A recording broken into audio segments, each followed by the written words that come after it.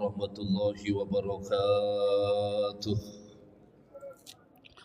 Alhamdulillahirabbil alamin bi ni'matihi tatimmu shalihat wassalatu wassalamu ala asyrafil anbiya'i wal mursalin sayyidina wa maulana Muhammadin sayyidis sadat wa ala alihi wa sahbihi ala al-fadaili wal karamat amma ba'du.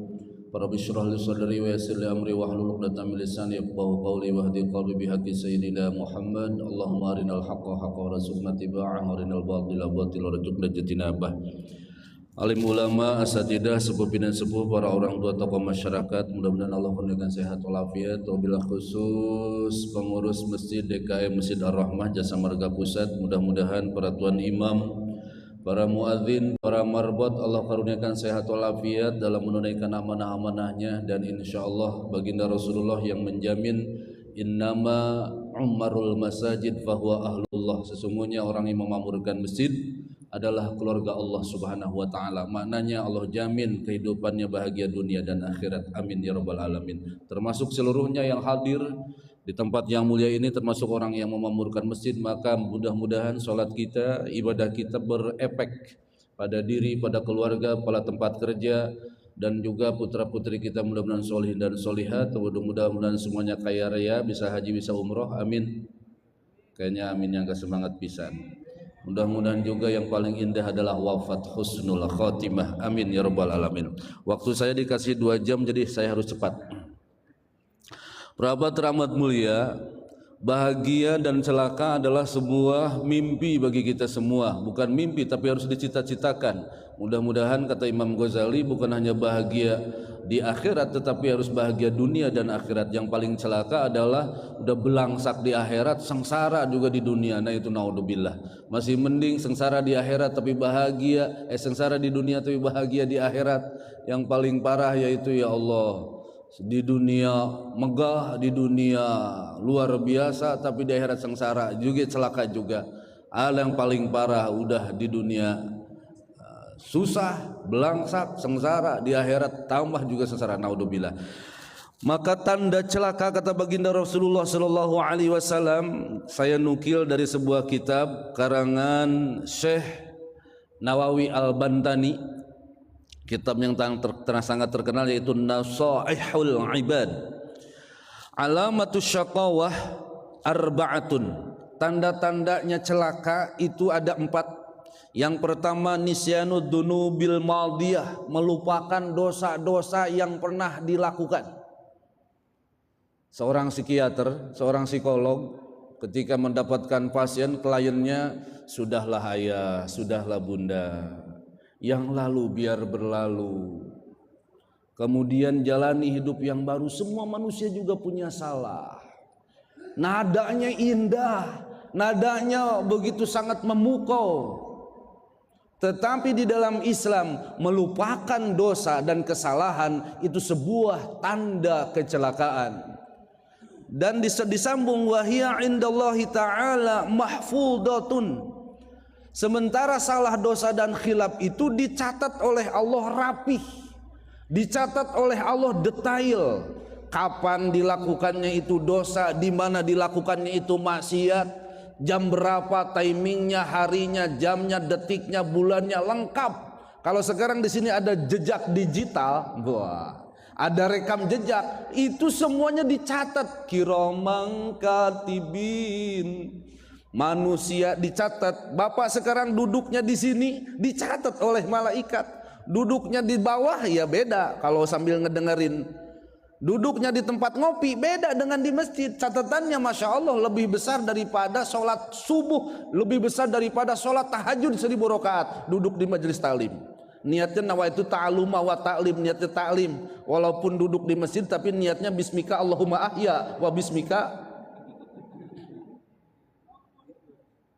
Ya nggak apa-apa, yang penting kan duduk di masjid niatnya ta'lim. Yang penting Ustadz dengerin, cerewet amat sih Ustadz. Pahala semuanya dicatat malaikat.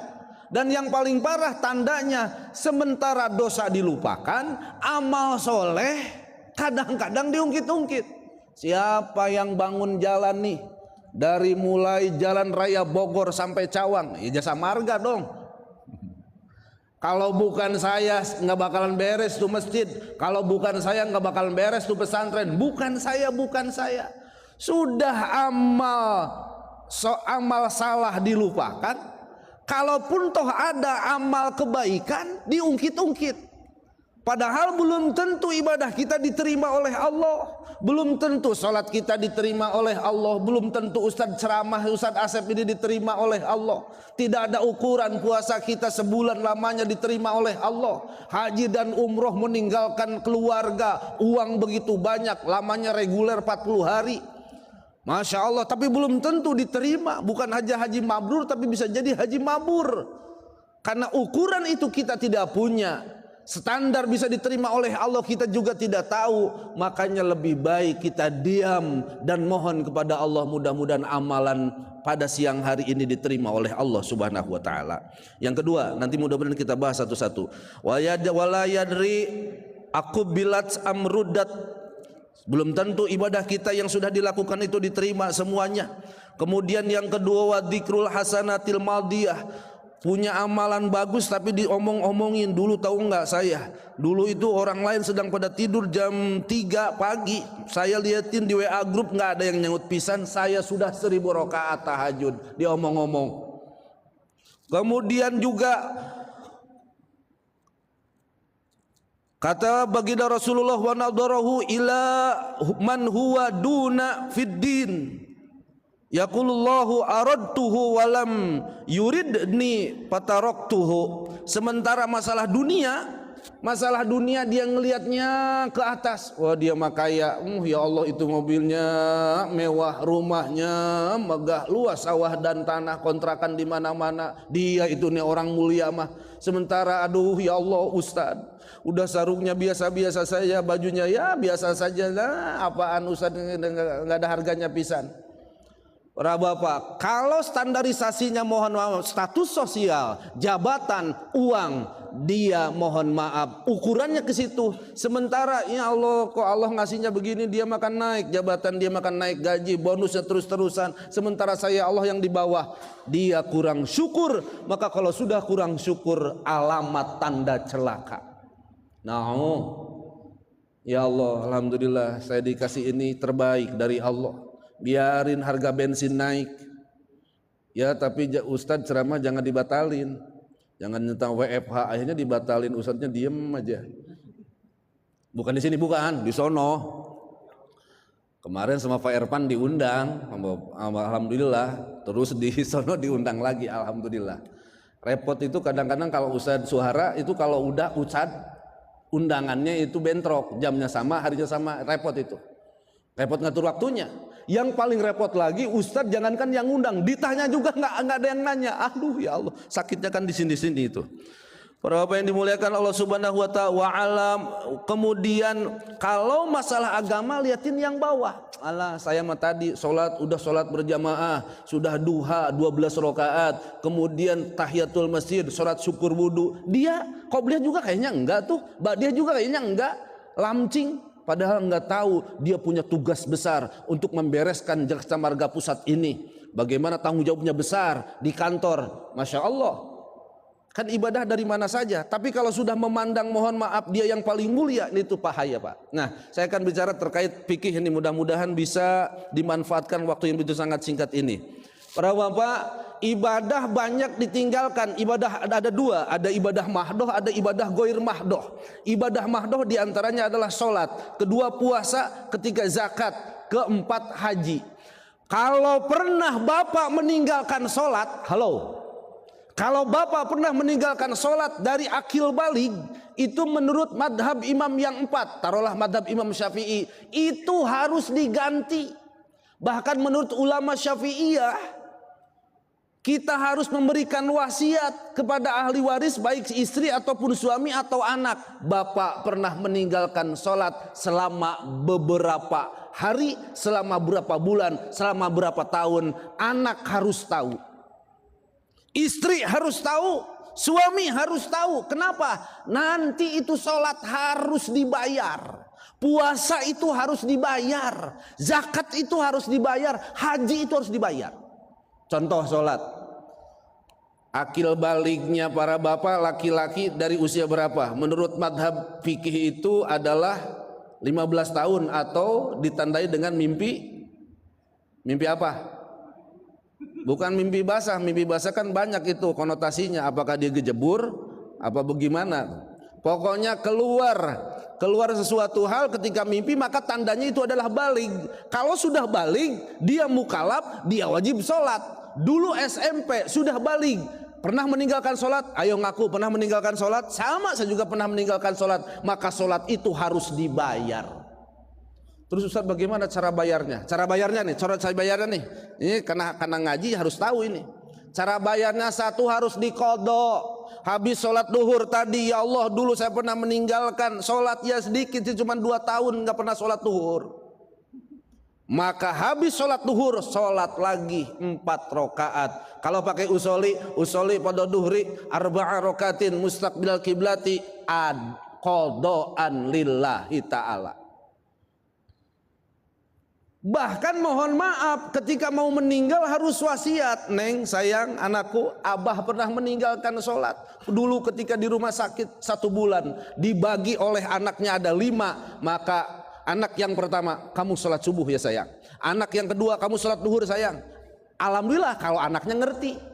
Ini mah ketika bagi warisan, ya Allah belum beres 40 hari, belum beres 7 hari, bukbak udah berebut warisan. Sebelah sono material jatah gua, lu jangan salah tuh.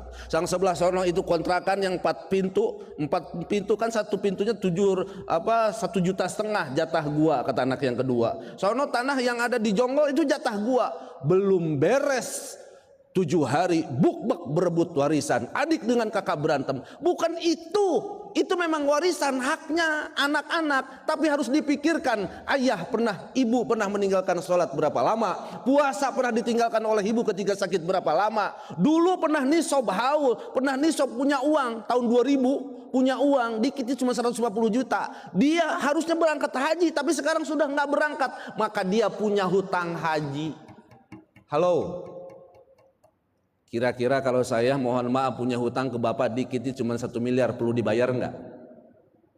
Kayaknya enggak ada yang punya uang 1 miliar ini. Saya punya uang ke bapak 100 juta, punya hutang, saya harus dibayar enggak? Kalau enggak di Uber, Ustaz Asep ngomong apaan itu, ceramah hutang aja, kemana-mana healing statusnya, kemana-mana pitchnis, tahu nggak pitchnis? Tur maksudnya dodol aja piknik, masa kita nggak piknik? Kemana-mana piknik tapi hutang nggak dibayar. Hutang kepada manusia harus dibayar, apalagi hutang kepada Allah. Maka kalau mohon maaf, misalnya di sini ada jenazah, imam siap mensolatkan. Para bapak yang dimuliakan Allah, di depan kita ada jenazah. Jenazah ini kalau punya salah harus dimaafkan, siap. Jenazah ini kalau punya hutang janji, hutang piutang harus dibayar. Punya hutang apa enggak? Nggak ada yang berani. Kalau ada yang punya hutang dan janji, tolong hubungin ahli waris. Zaman Rasulullah pernah terjadi. Itu jenazah hafal Quran 30 juz, tiap hari puasa, tiap malam tahajud, pernah ikut jihad bersama Rasulullah. Rasulullah nanya, wahai para sahabat, siap ya Rasulullah, ini jenazah punya hutang enggak? Ada yang belakang, pernah punya hutang ya Rasul. Emang gede hutangnya? Gede ya Rasul. Akhirnya Rasulullah, beliau mohon maaf belum mau mensolatkan sahabat yang hafal Quran, yang tiap hari puasa, yang tiap malam tahajud, yang pernah ikut jihad bersama Rasulullah. Rasulullah belum mau mensolatkan. Kenapa? Punya hutang. Saya nggak mau ngomong Indonesia punya hutang berapa. Saya punya hutang ini. Kreditan mobil belum dibayar, pajak belum dibayar lagi. Jujur, Ustaz curhat, iya. Berapa yang dimuliakan Allah Subhanahu wa taala. Maka Rasulullah, mudah-mudahan yang punya hutang ya Allah, yang punya tanggungan Allah mudahkan, amin. Yang aminnya kencang gede berarti hutangnya itu. Ada doa Rasulullah, Allahumma inna a'udzubika minal hammi wal hazan, wa na'udzubika minal ajzi wal kasal, wa na'udzubika minal jubni wal bukhl, wa na'udzubika min golabati dain. Ya Allah, lindungi kami dari dahsyatnya hutang, wa qahri rijal, dan kejar-kejarannya debt collector. Kalau diterjemahkan waqahri rijal ya debt collector. Berapa? Makanya ya Allah mudah-mudahan. Nah itu hutang kepada manusia harus dibayar. Bagaimana hutang kepada Allah? Jadi yang pertama, sholat yang pertama, saya ngeliatin jam terus ini. Soalnya lapar juga ini kalau kelamaan ceramah. Yang pertama dikodok, yang kedua mudah-mudahan haji dan umroh semuanya. Kayaknya aminnya tambah hilang ini. Mudah-mudahan semuanya haji dan umroh. Tapi bukan hanya amin, daftar. Ustadz Suhara udah pasang terus di statusnya, daftar ke travel. Panjenengan yang haji yang umroh kan sholat tuh di Masjidil Haram. Sesudah tawaf kemudian sholat. Mau duha, sholat duha. Mau wudu, sholat wudu. Mau sholat apa saja. Karena satu rakaat adalah 100.000 di Masjidil Haram. Lumayan. Kalau sholat duhur di kodok, kan kalau di Mekah di Madinah itu setelah sholat mohon maaf adalah sholat jenazah. Sholatul lil amwat rahimakumullah, as-sholatul alal amwat wa tibli rahimakumullah. Itu harus paham nih, berarti yang meninggal siapa nih?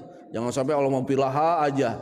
Taunya waghfirlaha, padahal yang meninggalnya banyak. Allahumma maghfirlahum warhamhum wa'afihim wa'fu anhum. Setelah sholat jenazah kemudian sholat lagi Bapak. Ya Allah, saya niat sholat kodok 1 rakaat 100.000. Umroh di Mekah alhamdulillah 10 hari. Berarti 10 kali sholat duhur belum asar. 10 sholat duhur berarti 1 rakaatnya kan 100.000. Ya enggak? 100.000 dikali 4 berarti 400.000 dikali 10 berarti berapa? 4 juta. 4 juta berarti lumayan. Dulu pernah SMP, SMA sholat duhur kebayar 4 berapa? 4 juta rakaat.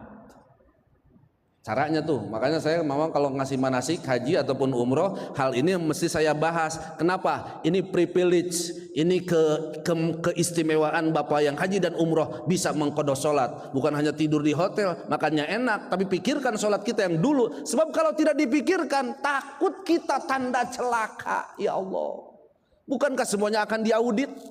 Di audit KPK kita tenang aja, di audit BPK kita tenang aja. Mohon maaf ngomongin BPK sama KPK, karena saya juga sering ceramah di BPK dan KPK. Ustadz belagu, bukan Ustadz belagu, itu audit di dunia. Bagaimana nanti di kita diaudit di akhirat? Maka kata Sayyidina Umar, hasibu anfusakum qablaan tuhasabu. Hisablah, auditlah seluruh amalan ini. Yang kedua para bapak, kalau Ustadz mohon maaf untuk mengqadha sholat kayaknya saya nggak bisa, kebanyakan. Ya udah 2 kali deh duhurnya. Berarti berapa? 8 dikali 365 hari. Alhamdulillah, berarti setengah bulan kita mengqadha puasa kita, mengqadha sholat kita. Enggak sanggup juga dikiaskan kepada apa? Kepada puasa. Boleh, boleh. Boleh dikiaskan kepada puasa. Pernah meninggalkan puasa? Ada yang pernah mokel nggak di sini? Tahu nggak mokel? Kalau bahasa Majalaya, Bandung itu godin. Ada godin, ada mokel. Buka, boleh nggak mokel? Boleh. Kalau perjalanan dari sini ke Jawa, di rest area mokel. Boleh, boleh. Halal, halal. Cuman mohon maaf, sawal kudu diganti. Dan ngeganti sawal berat. Makanya kalimatnya yang terakhir Ustadz sering imamin, wa antasumu khairul lakum. Kalau masih sanggup puasa, walaupun dari sini ke Surabaya, puasa lebih baik puasa. Jangan ngikutin liatin Fanta sama Sprite itu di jalan rest area jelas, apalagi kopi. Masya Allah, berapa ini dimuliakan Allah Subhanahu Wa Taala. Balik lagi, puasa pernah ditinggalkan 1 mood. 1 mood itu kalau misalnya sholatnya 5 kali pernah ditinggalkan, berarti 0,7 dikali 5 3,5 kilo bayar tuh. 3,5 kilo pernah meninggalkan 1 tahun atas 1 tahun full nggak sholat, berarti 365 hari dikali 3,5 kilo berapa jumlahnya? Susah ngitungnya karena nggak ada kalkulator. Saya hitung kurang lebih 1 ton beras. Sekarang beras 20.000, 20.000 dikali 1.000 kilo berarti berapa? 20 juta. Bapak setahun kalau diuangkan meninggalkan sholat harganya 20 juta. Tapi jangan dikasih tahu orang kaya. Kenapa? Nanti saya bayar pakai uang. Nggak bisa. Tetap harus sholat. Berapa yang dimuliakan Allah? Haji, begitupun haji. Dulu tahun 2000, kalau daftar tahun 2000, sekarang daftar besok, tahun besok langsung berangkat 2000. Punya sapi banyak, punya mobil banyak, punya tanah luas, tapi nggak mau berangkat. Masya Allah, itu jadi hutang. Makanya Bapak dan Ibu yang punya banyak uang, orang tuanya sudah meninggal, badalkan haji. Hajikan mereka. Bapak mau nggak dibadalkan? Mau nggak dibadalkan? Ya nggak boleh. Syaratnya badal, satu harus meninggal, kedua punya sakit yang permanen. Sembarangan berangkat. Udah ibu saya sudah meninggal, hajikan, umrohkan. Kenapa? Dia hutang dulu, hartanya banyak. Kenapa nggak daftar? Punya hutang. Kenapa Ustadz saya ngomong begini? Tiada lain, mengingat dosa masa lalu. Kalau dilupakan, tidak ada kalimat dilupakan. Tertulis rapih, teraudit begitu sangat lengkap dan detail dosa kita. Makanya kita kalau Ramadan suka ada doa, Allahumma innaka afuwun tuhibbul afwa fa'fu anna. Ya Allah, hapuskan dosa saya. Allah yang maha menghapus. Tapi kan mohon maaf, kalau Allah punya otoritas untuk menghapus, tapi catatan kan masih ada. Dosa kita banyak. Bapak punya dosa enggak? Bapak punya dosa enggak? Apalagi saya yang paling banyak dosanya. Kalau nunjuk kepada orang satu, ke saya tiga, ini jadi saksi. Nggak boleh nunjuk orang. Saya yang punya banyak dosa. Semakin kita mengingat kesalahan kita, baik hajinya, baik puasanya, baik sholatnya, baik zakatnya, maka kita akan semakin merenung. Sudah amalan ibadah kita belum tentu diterima. Kemudian mohon maaf di media sosial kan, kemudian diomong-omongkan, apalagi ngomong kebagusan diri sendiri nggak bagus, apalagi ngomongin orang lain. Cek and recheck, kabar-kabari, hotshot, info teman seperti sindang layak, gosok, gosip, bibir plus, kiss plus, iset pagi, iset siang, was-wasi, let expose, apalagi TikTok, snack video, Twitter, Facebook, YouTube, Ustadz apal, ada semuanya. Berapa yang dimuliakan Allah? Ini tiada lain, kalau memperhatikan dosa kita, maka kita akan semakin merenung dan muhasabah. Kalau kita memperhatikan dunia di bawah kita, kita bersyukur kepada Allah Subhanahu wa taala. Ya Allah, alhamdulillah saya diberikan tugas oleh Allah, diberikan pekerjaan oleh Allah di Jasa Marga Pusat. Coba lihatin yang lain. Sekarang lagi kesusahan, sekarang lagi keruwetan. Alhamdulillah ya Allah, saya masih ditempatkan. Bersyukur kepadamu ya Allah, masih diberikan amanah oleh Jasa Marga. Bersyukur kepada Allah. Tapi kalau ngeliatinnya mohon maaf harta, ngeliatin yang atas, kalau kata orang Betawi kelilipan, kaki kesandung. Kenapa? Ngeliatin ke atas mulu, tapi ngeliatin ke bawah. Syukur. Sesudah syukur itu tolong, ketika dapat gaji bukan terima masuk rekening, tapi terima kasih, ada zakat, infak, sedekah. Itu rasa syukur. Janji Allah dengan rasa syukur, la in syakartum la wala in kafartum inna azabi lasyadid. Bersyukur Allah akan tambahkan nikmatnya. Punya rumah satu bersyukur, tambah rumahnya. Punya kendaraan satu dipakai syukur, tambah kendaraannya. Punya istri, tambah glowing, kok tambah istrinya. Hati-hati, lagi live lagi, istri saya lagi ngeliatin lagi. Berapa yang dimuliakan Allah? Mudah-mudahan para bapak ditambahkan rezekinya oleh Allah, diampuni dosa hilaf dan salah, kemudian dikaruniakan umur panjang dan afiat. Mudah-mudahan anak cucu mantu kita yang solihin dan solihah. Wafat husnul. Al-Fatihah. A'udzu billahi minasyaitonir rajim. Bismillahirrahmanirrahim. Alhamdulillahirabbil alamin arrahmanir rahim maliki yaumiddin. Iyyaka na'budu wa iyyaka nasta'in. Ihdinas siratal mustaqim. Siratal ladzina an'amta 'alaihim ghairil maghdubi 'alaihim waladdallin. Amin. Belum saya tutup. Ada yang bertanya? Ada yang bertanya? Kalau tidak ada yang bertanya, dua kemungkinan. Satu, yang diterangkan oleh saya ngerti dengan sejelas-jelasnya. Dua, gak ngerti belas Ustadz ngomong apa itu. Tapi saya insya Allah sih ngerti semuanya, orang-orang pintar semuanya. Apa memang tidur kali ya? Ada yang ditanyakan Pak? Ayo. Semakin sulit pertanyaan Bapak, semakin mudah saya menjawab. Jawabannya saya tidak tahu. Mudah-mudahan barokah. Kita baca kafaratul majlis bareng semuanya. Dosa hilaf salah ketika di dalam majlis diampuni oleh Allah. Subhanakallahumma rabbana wa bihamdika asyhadu an la ilaha illa anta astaghfiruka wa atubu ilaik. Wallahul muwaffiq ila aqwamit thoriq. Wassalamualaikum warahmatullahi wabarakatuh.